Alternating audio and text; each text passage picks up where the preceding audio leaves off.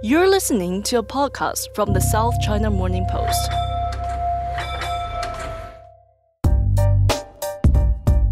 It was supposed to be one of Hong Kong's biggest, most exciting sporting events of the year. The arrival of arguably the greatest football player of all time had fans in the city looking forward to seeing his skills on the field firsthand. Lionel Messi and his team Inter Miami landed in Hong Kong on Friday, February 2nd.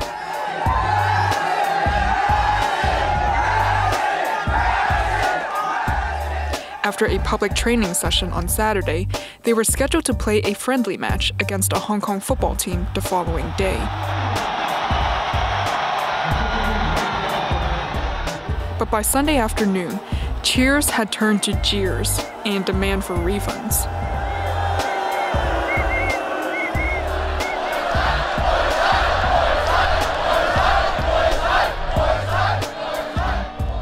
Messi stayed on the bench for the entire match. The next most celebrated player of the team, Luis Suarez, also didn't play. And neither stayed for the awards presentation when the game was done. Some fans paid nearly 5,000 Hong Kong dollars, or $640 for the best tickets. Many left the stadium outraged. I've been a Messi fan since I was very little, and it really hurt me tonight. I was very excited to see him play. It was going to be my first time ever seeing him play. I'm very disappointed, especially since they advertised him a lot for the match. How do you bring Messi and Suarez to Hong Kong and not put them on for 8 minutes? It's disappointing. Shame on them. Shame on the organization. They should refund people here. Organizers and the Hong Kong government are now struggling to fix a public relations disaster. This is Inside China. I'm Jasmine Se. To talk about why some are calling this the greatest letdown of all time, I'm joined in the studio by our sports editor, Joshua Ball. So Josh, you were following the Sunday match very closely. What exactly happened? Well, I mean, obviously there's been this build-up to this game for weeks. Everybody's been excited to see Inter Miami come, the expectation being that, Lionel Messi is going to play, Luis Suarez might play, some of the other big names in the team will get on, and fans will have a chance to watch some of the greats of the game playing football in Hong Kong, which is what it's all about, right? So I think you go into a stadium with an expectation of this excitement and this build-up and this energy. And then the crushing disappointment afterwards, and I think that's basically what happened. Was you've got massive build-up, huge low, and in between, Lionel Messi not getting onto the field, Suarez not getting onto the field, and so that I think that's it in a nutshell, basically. Why did Messi not play during the game? Inter Miami are going to tell you he was injured, that his hamstring was hurt. Last Tuesday, when they were playing in Riyadh against Al Hilal, he said that he'd felt some soreness. The club reportedly did an MRI on the Wednesday, but never really released any details of what that showed. They just said that he was carrying something. Thursday, Riyadh time, early morning Friday, Hong Kong time. So away we go with Inter Miami in the all-pink. They had another game where they played Al Nassr, which they lost 6-0, and they were losing 6-0 when Messi came on with 7 minutes to play. Finally, we get to see the main man, Lionel Messi, coming on in place of Leonardo Campana.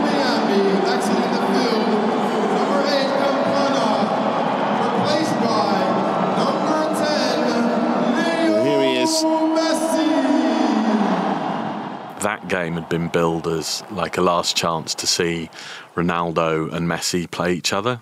Ronaldo missed it because he was injured. Whether Messi decided he didn't fancy playing because Ronaldo wasn't playing, or whether it was because of the hamstring, we don't know. And, we're never going to know. So it gets to Hong Kong Friday afternoon. There was no indication from the club or the organisers that he was going to be unable to play. And that continued through Saturday. Everybody was aware that there was a niggle, but not to the extent of it. Saturday, the big open training session, again, which they sold 40,000 tickets for, which to watch a team train is, that's pretty something. And so he came out, didn't really do much. I mean, kicked a ball a couple of times, spent most of his time sitting on an exercise mat, stretching. Did a little bit of a kick around with some local children at a clinic, which was cut short. Everything was really cut short. They were supposed to do an hour and a half. They did 40 minutes, that sort of thing. So maybe we should have had some indication then that things weren't right or they weren't going to go the right way. Again, Sunday rolls around. Messi's named on the subs bench, which isn't really a surprise because, he could play the whole of the second half. There's no reason for him to start, which is absolutely fine. And during the game, the announcers were hyping the crowd up. When are we going to see Messi? When are we going to see Messi? Really driving the point home that he was here and that the expectation he was going to play. And then he didn't. And it transpired afterwards that the club had known hours before kickoff that he wasn't going to play. At which point, the anger and the disappointment that you, as a paying fan, would rightly feel turns to more anger because a lack of communication has created a situation where everybody expected to see something and then didn't see it. So the team themselves, they knew that Messi wouldn't play, but they didn't tell the fans beforehand. No, and as far as we're aware, they didn't tell anybody beforehand. Tler, the organisers, released a statement on Sunday night saying that they didn't know. The government have clarified that they were only told with about 10 minutes left of the game that he wasn't going to play. Listen, whether people in the background knew or didn't know, the fact that nobody said anything to people who'd forked out thousands of dollars and flown thousands of miles to watch this game, they've missed something there. But aren't injuries common in football? It's such a physical game. I mean, don't fans always have this expectation that a player might not play because they're injured? Why were people so angry this time? You know what? That's absolutely a fair point. And we were talking about this in the office before, where maybe someone needed to put a caveat out which said, this is football. The best 11 players will play depending on form and fitness as selected by the manager, right? That's a standard. It's football, or it could be American football, it could be ice hockey, basketball, whatever it is. Athletes get injured. This is not a shock. I think the problem was that the organisers and the people responsible for marketing this game used Messi to such an extent and actually came out on social media and said, we guarantee that Inter Miami's marquee players, so the 4 players that we previously talked about, Messi, Suarez, Busquets and Alba, will all play in this game. As it turned out, only 2 played in the game, Busquets and Alba. Now, they played 20 minutes, which for an exhibition game is a pretty solid effort. That's absolutely.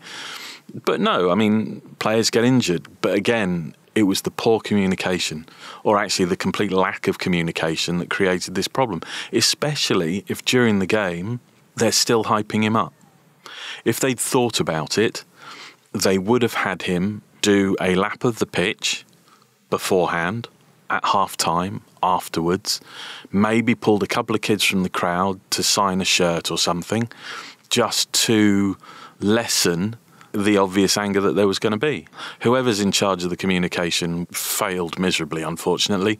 They've totally stuffed it up, but maybe they'll learn from it. Hopefully they won't do it again. But yeah, I think that's where the anger comes from.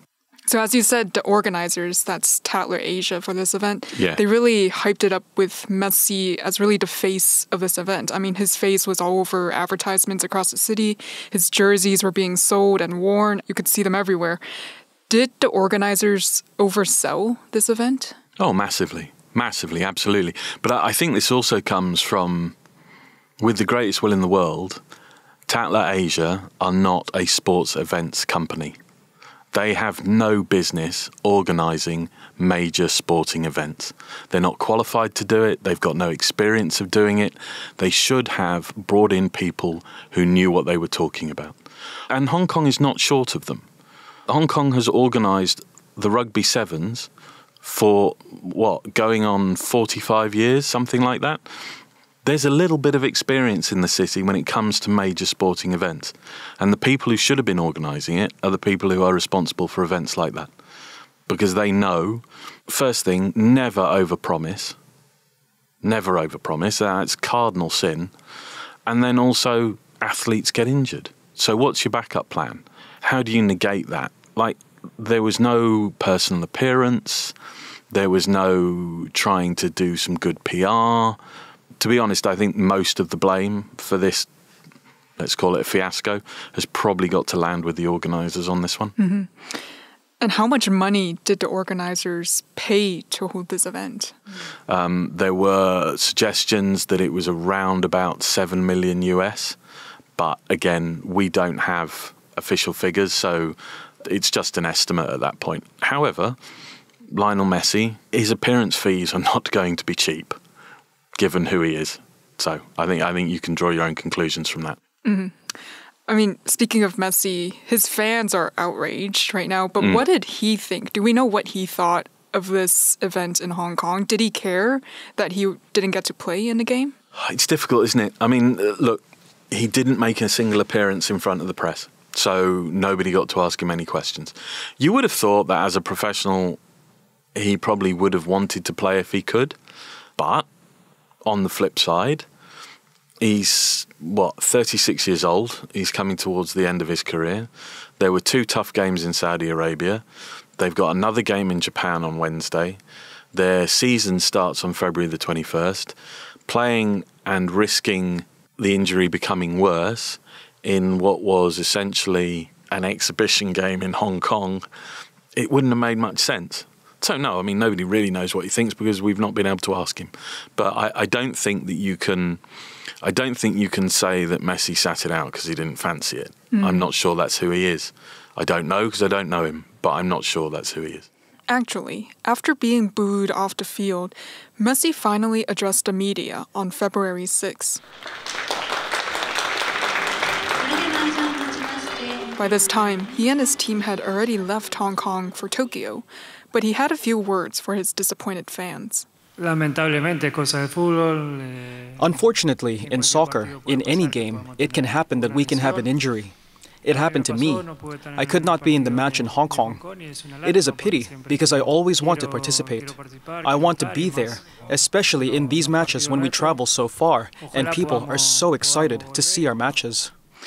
And people are now drawing parallels to what happened on Sunday, to what happened with another famous football player, that's Cristiano Ronaldo. He and his team were scheduled to play in mainland China earlier this year, but they later postponed the matches because Ronaldo got injured. He apologized to his fans. They issued refunds. Well, guys, for me, today is a sad day because I want to say sorry to the Chinese fans, especially in Shenzhen, because as you know, in football, some things you cannot control. As you know, I played 22 years in football, and I'm the player who don't have too many injuries. So I'm really sad. Why didn't Inter Miami and the organizers of this event do something similar? Maybe apologize, maybe offer refunds? You know what? That's a very, very good question. And if I could get hold of Inter Miami and Tler to ask them, I would. I think that, again, it comes back to communication. And maybe the people in charge of their PR aren't as good as the ones who are in charge of Ronaldo's PR. Ronaldo fronted up. He sat in front of the press. He sat in front of the fans. And he said, "I'm sorry, I'm injured. I can't play." I can't see that it would have taken a lot of organisation to put Lionel Messi in front of a couple of cameras and do the same thing. So I'm not sure why they didn't choose to do that. In terms of the refund, Tler could issue refunds if they wanted to.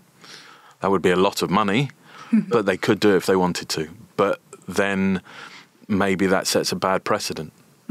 And there's a whole host of issues connected with it. But yeah, they certainly could have handled it a lot better than they did. You mentioned how Messi and his team are heading to Japan. Do we know if he'll be playing there or will he stay on the bench as well this time? We don't know. Nobody knows. I think if he were to play in Japan, that would take an issue which will prolong it. So maybe they wouldn't want him to.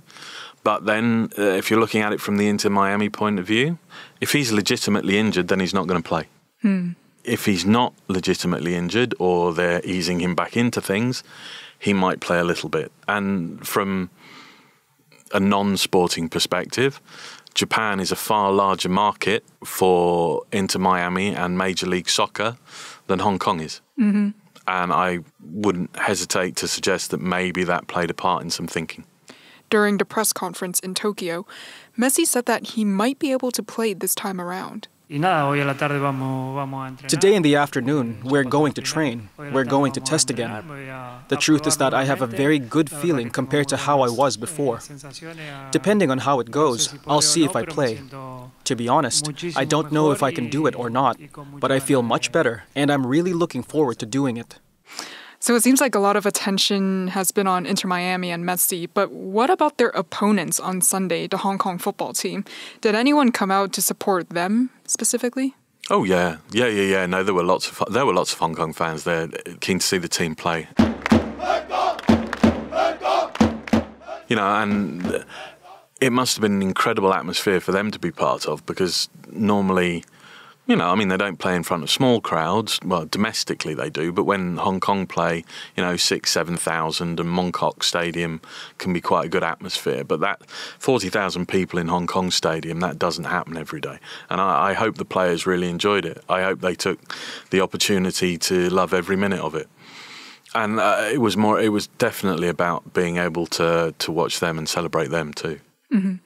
So what's going to happen next, as you term this as a fiasco? I mean, what are you keeping an eye out for? Well, I mean, I think you have to keep an eye out for the government's reaction.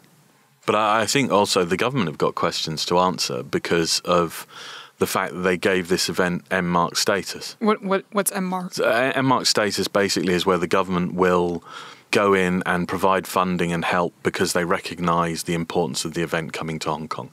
So, the Hong Kong Open Golf, the Rugby Sevens, the World Rallycross last year, those are all designated M-Mark events. tler Asia was supposed to receive 16 million Hong Kong dollars from the city government. But a day after the match, I am here to make a short statement on behalf of tler Asia. Tler's chairman and CEO, Michel Lemonnier, issued a statement. tler Asia deeply regret the disappointing ending to what was an exciting occasion and has decided to officially withdraw its application for the M-Mark event status and 16 million Hong Kong dollars grant. Thank you.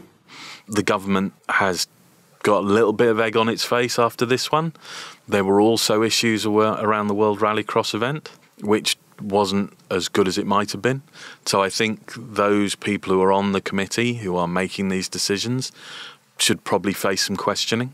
But also I think the other thing that we'll be looking out for is, what does Hong Kong do next? Because to be a world city, you need to have certain things.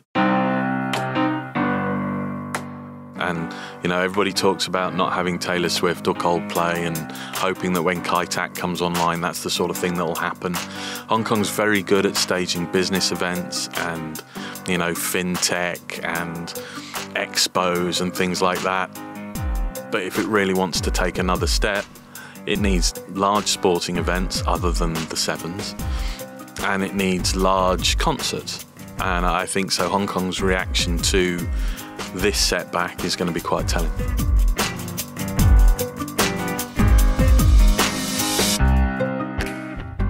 That was Josh Ball. You can find his team's latest updates about this Messi fiasco at scmp.com. Thanks for listening. Bye for now.